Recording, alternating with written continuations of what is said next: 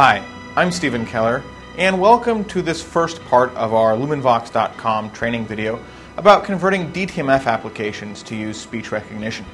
DTMF, or dual tone multi-frequency, also commonly called touch tone, is a very common method for interacting with interactive voice response systems, basically telephone applications. It's when users dial with their telephone keypad to make choices.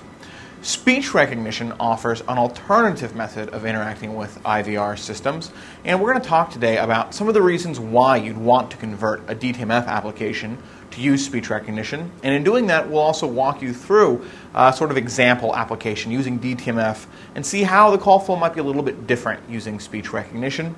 And in the last thing we're going to do in this part of the video, we'll go ahead and actually just look at some of the prerequisites and things to consider before you get started.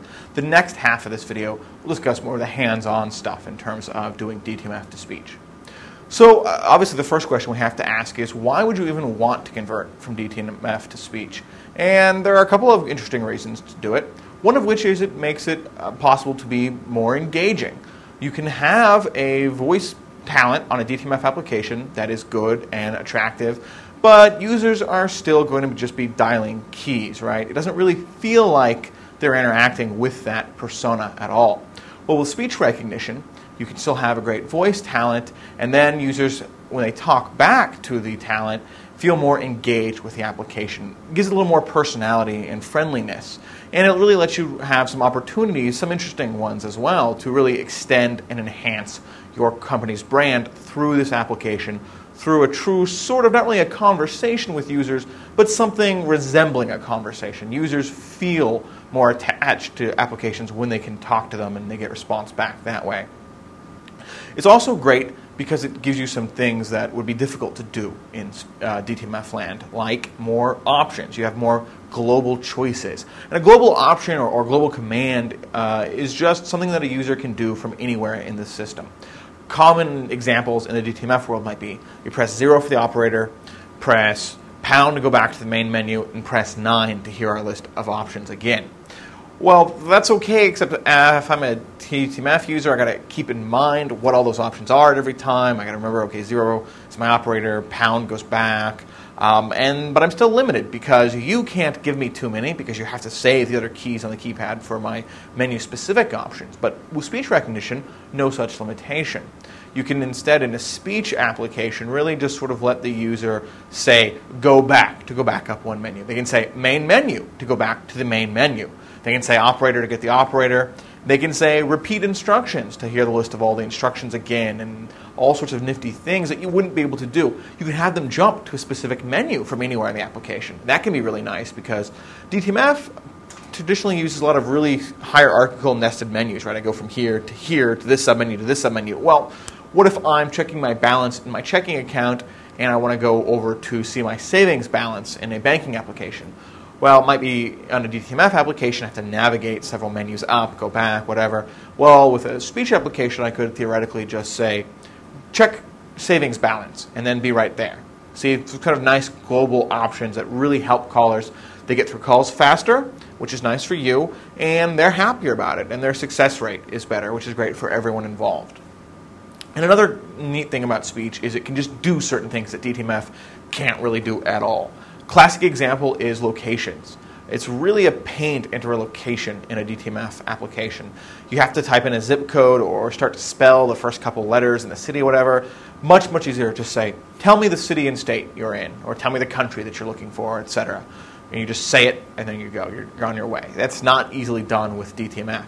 Another thing is a call router. Call routers on DTMF always have to be type in the first couple letters of a person's first or last name, and if you don't know how to spell the name, you're kind of sunk. And if you got a common name, like you want to type in, you want to talk to John Smith, you type SMI for Smith, and you get John Smith and Bob Smith and Jane Smith. You have this whole list you have to listen through to find the one you want. Much easier just to say John Smith and then get John Smith. So these are some neat things about speech.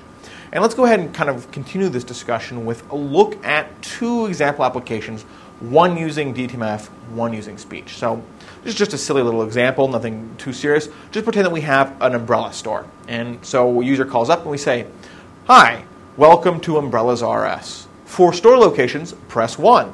For hours of operation, press 2. To order an umbrella over the phone, press 3. All right, so I'm a user and I press 3. I want to order my umbrella. It says, okay, great. We have a bunch of colors available.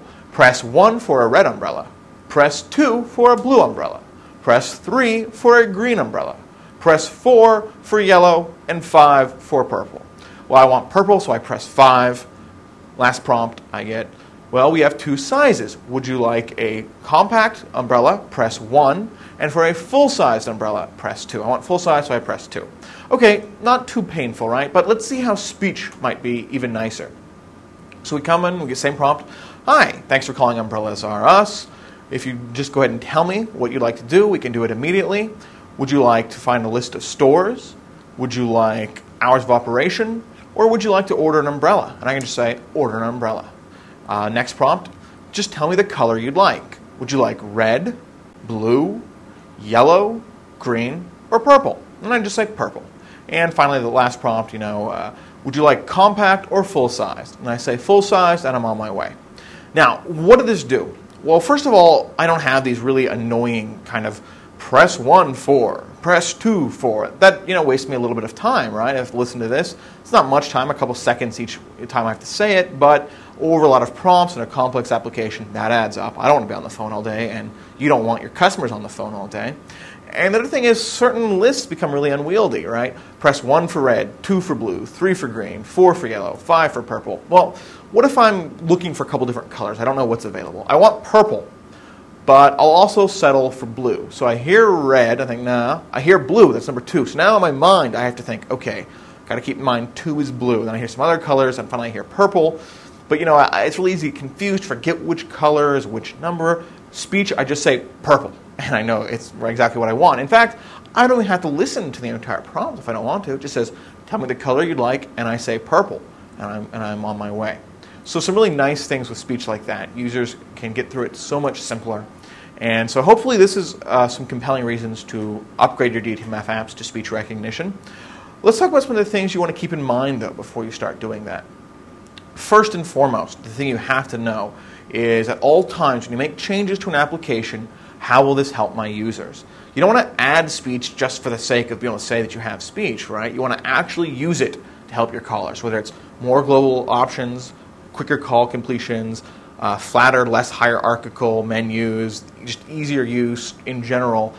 What you don't want to do is go ahead and sort of take and just retrofit your existing application exactly as it is. Don't just copy your DTMF call flow, because then you get press or say 1 for red, press or say 2 for blue. How does that help me as a user?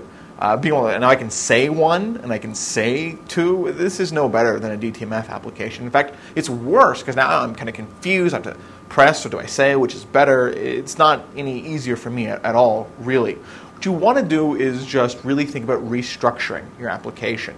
So don't give in to any pressure that you might get that would tell you, let's just copy what we have, we can do it quicker. Yeah, you can do it quicker, but you're getting almost no benefit if you don't actually redesign your application for speech. And that's going to be keeping in mind, how is this helping the user at every step. Another thing you want to do is to start simple if it's possible. Don't take a really complex application and try and turn it into a speech app your first time out. There's some different things about speech design that are different than working with DTMF. It's a little longer and sometimes to develop and to tune, to test, to figure out exactly how everything's going to work. So if you have a smaller application, start with that one. Or maybe even just speech enable a portion of your application. Maybe you have a location entry where right now they're putting in a postal code. Well, maybe you could just switch that to be a city grammar where they just say the city that they want.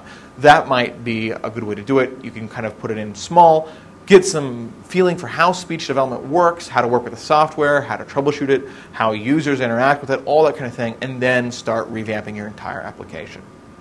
So for actual tips with revamping the application, you'll have to watch part 2 of this video series where we'll really discuss some different styles of speech applications you can build. We'll also talk about designing good prompts and building good grammars for speech applications based on your existing DTMF app. Also, if you want more, our website here at lumenvox.com has a white paper on this subject under our resources section. And our video section here has lots more videos just like this one talking all about various speech application design tips.